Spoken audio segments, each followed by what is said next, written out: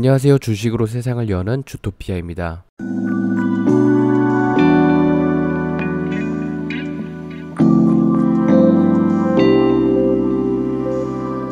최근 현대자동차의 코나 전기차에서 화재가 일어난 리콜에 들어갔습니다. 지금과 같은 대규모의 전기차 리콜은 처음 있는 일이어서 그 원인에 대한 관심이 매우 컸습니다. 국토부에서는 배터리셀의 분리막 손상으로 합선이 되어 화재가 발생했다고 발표하며 일단은 현대자동차의 편에 섰습니다. 전기차는 내연기관 차와는 달리 제조 원가의 40%를 차지하고 있는 배터리에 문제가 발생하면 배터리 제조사에게 책임이 전가될 수 있기에 이번 발표는 배터리 제조사인 LG화학에게 조금은 치명적인 것으로 볼 수 있습니다. 국토부의 발표 직후 LG화학은 해외 판매된 배터리는 문제가 없는데 왜 현대차에서만 이런 일이 일어나느냐면서 배터리 제어 소프트웨어에 문제가 있을 것이라고 반박하며 앞으로 원인 규명을 위한 모든 실험에 적극 참여하겠다고 발표했습니다. 전기차 혁명을 앞둔 시점에서 국내 제조업체 간의 불협화음이 나고 있어 국내 시장에 투자를 하고 있는 입장으로서는 매우 안타깝습니다. 특히 글로벌 전기차 시장에서도 선두주자인 두 기업의 마찰이기에 이 마찰이 하루빨리 좋은 방향으로 마무리되었으면 좋겠습니다. 그렇다면 국토부가 말한 배터리셀의 분리막이 무엇이길래 그 분리막이 손상되면 차가 타버릴까요? 오늘은 4차 산업혁명의 기초 필수제 2차 전지를 공부해 보겠습니다. 공부에 앞서 전문적으로 사용되는 명칭과 반응에 대해서 정확하고 자세하게 말씀드리기보다 이해하기 쉽고 최대한 익숙한 방법으로 표현하도록 하겠습니다. 2차 전지란 한 번 쓰고 버리는 것이 아니라 충전을 통해 반영구적으로 사용되는 전지입니다. 우리가 자주 사용하던 AA 건전지, AAA 건전지는 그 수명이 닿으면 버리지만 스마트폰 안의 배터리 또는 노트북 배터리처럼 충전해서 사용할 수 있는 전지입니다. 2차 전지는 이미 우리 생활 속 많은 곳에 침투해 있기에 익숙한 배터리입니다. 2차 전지를 공부하기 앞서 전지의 기초에 대해서 말씀드리도록 하겠습니다. 우리가 배터리를 공부하기 위해 알아야 할 기본 상식 4가지는 첫 번째, 원자는 양이온과 음이온으로 이루어져 있다. 두 번째, 원자에서 양이온은 떼낼 수 없으나 음이온은 떼낼 수 있다. 세 번째, 음이온은 전자로 불리며 마이너스 극에서 플러스 극으로 이동한다. 네 번째, 배터리는 직류 전원을 사용한다. 즉, 전기가 한 방향으로만 흐른다. 이 4가지를 기본적으로 이해하고 있어야 다음 단계가 이해가 됩니다. 이것은 우리가 초등학교 과학 시간에 보았던 준비물입니다. 배터리의 전선을 연결하고 집게의 전구를 물리면 불이 들어오게 됩니다. 이때 우리는 전기가 통한다 라고 말을 하게 되는데요. 전기가 통하는 순간 배터리 안에 있던 원자의 마이너스 전자가 마이너스 극을 통해 전구로 가게 되고 전구에 불을 낸 다음 다시 플러스 극으로 돌아오게 됩니다. 이것이 배터리의 기본적인 원리입니다. 원자 안에 음이온을 떼어내서 이동시켜 전기를 발생시키는 것입니다. 원자 안에 음이온을 떼어낸다는 것, 그것을 이온화라고 합니다. 배터리 안의 원자는 완전한 상태로 존재하고 있다가 전기가 통하는 순간 양이온과 음이온으로 나눠지게 되는데 그 현상을 이온화라고 합니다. 이온이라고 하니까 떠오르는 게 있죠. 리튬이온 배터리, 우리에게 가장 익숙한 2차 전지입니다. 리튬 원자를 이온화시켜 전기를 발생시키는 배터리입니다. 리튬은 상온 상태에서 가장 가벼운 고체입니다. 또한 원자의 체외각 껍질에 전자가 하나만 존재해서 전자를 잃고 이온을 존재하려는 이온화 성질이 매우 높습니다. 이온화 성질이 높다는 것은 그만큼 이온화가 하기 편하다는 뜻입니다. 그렇기에 가볍고 반응성이 좋은 리튬을 이온화하는 리튬이온 배터리가 현재 2차 전지에 가장 많이 쓰이고 있습니다. 자, 이제 배터리의 내부 그림을 보도록 하겠습니다. 배터리는 크게 양극, 음극, 분리막, 전해질로 이루어져 있습니다. 양극과 음극은 리튬 이온이 머무는 곳이라 보시면 되고, 전해질은 액체로서 리튬 이온이 양극과 음극을 오갈 수 있게 만들어주는 강이라고 볼 수 있습니다. 마지막으로 최근 이슈가 되는 분리막은 양극과 음극이 접촉하지 못하도록 막아주는 동시에 리튬 이온만 통과할 수 있게 해주는 필터 같은 역할입니다. 만약 양극과 음극이 접촉하게 된다면 전기가 통하는 것이 되겠죠. 그럼 배터리 내부에서 전기가 통하게 되면서 화재가 발생되고 폭발하는 사고가 발생하게 됩니다. 각 부위의 역할을 염두에 두시고 그림을 보시면 됩니다. 먼저 전기를 사용할 때 배터리 내부의 움직임입니다. 새 배터리는 완충이 되어 있기에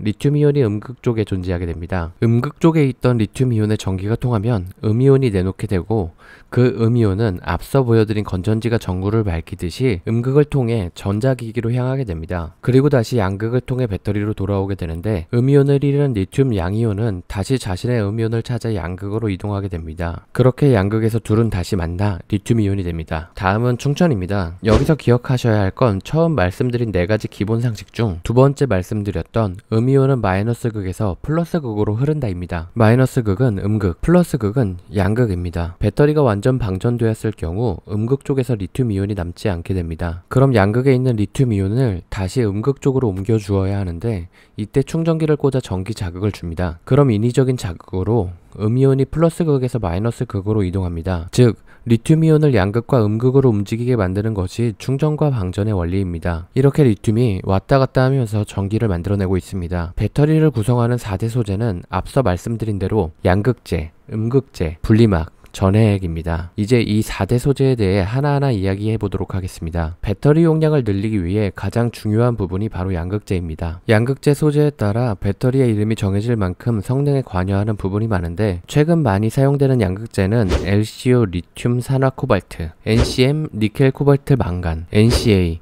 니켈 코발트 알루미늄, LFP 리튬 인산철입니다. 그중 현재 가장 많이 사용되는 양극재는 NCM과 LFP입니다. NCM은 니켈, 코발트, 망간을 혼합하여 만든 양극재로 그 비율에 따라 NCM 811, NCM 523, 622 등으로 불립니다. NCM에서 주목할 만한 소재는 코발트인데 최근 테슬라의 배터리 데이에서도 코발트 제로 배터리를 만들겠다라는 선언을 하기도 했습니다. 코발트는 65%가 콩고 민주공화국 한국가에서 나오고 있을 만큼 생산력이 제한적이며 코발트 생산 시 아동 노동력 착취의 이슈도 있어 이에 대한 불만이 꾸준히 제기되고 있습니다. 생산량이 제한적이고 이슈가 있는 만큼 가격도 비싸 2차 전지의 수요가 급증하는 지금 코발트를 대체하기 위해 많은 연구 개발이 진행되고 있습니다. 최근 코발트의 함량을 낮추는 방법으로 하이니켈, 즉 니켈의 함량을 높인 배터리가 상용화되고 있습니다. 하지만 니켈의 함량을 높이게 되면 배터리의 안정성이 현저하게 떨어져 이를 컨트롤하기가 쉽지 않습니다. 그래서 니켈 함량을 높이면서 안정성을 확보한 LG화학의 NCM811 배터리가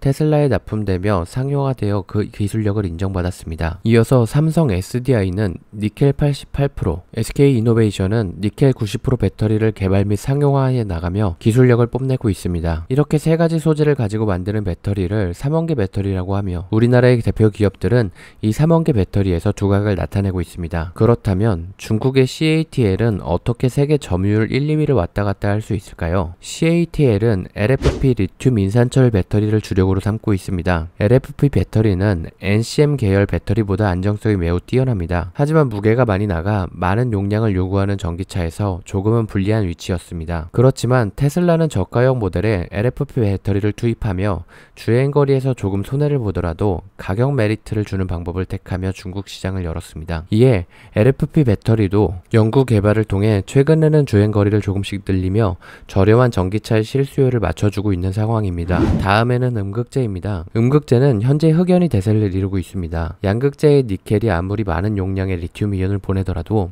음극재 쪽에서 받아주지 못한다면 아무 소용이 없습니다. 그래서 최근에는 음극재에도 많은 관심이 쏠리고 있습니다. 천연 흑연으로 만들어진 음극재는 현재 이론상 한계치에 왔다고 해도 무방하다고 합니다. 그래서 인조 흑연, 실리콘 첨가 음극재 등을 연구하고 있는데 아직은 상용화 단계까지 발전하지 못했습니다. 분리막은 배터리의 안정성에 있어 꽤나 중요한 역할을 차지합니다. 분리막이 양극재와 음극재의 물질을 제대로 걸러주지 못하게 되면 배터리는 내부 쇼트로 인해 폭발 또는 화재가 발생하게 됩니다. 반대로 너무 촘촘해서 리튬 이온의 흐름을 방해한다면 배터리의 효율이 떨어지게 됩니다. 분리막의 종류는 기계적인 힘으로 필름을 당겨 구멍을 만드는 건식막, 필름에 첨가제를 추가해 화학적인 방법으로 구멍을 만드는 습식막, 구멍이 난 필름에 코팅을 입혀 만드는 강화막이 있습니다. 건식막은 제조 비용이 저렴하지만 구멍이 일정치 않고 강도도 비교적 약한 편이고, 습식막은 구멍의 크기가 균일하지만 제조 원가가 높습니다. 강화막은 강도와 구멍의 크기 그리고 변형까지 잡을 수 있는 방법이지만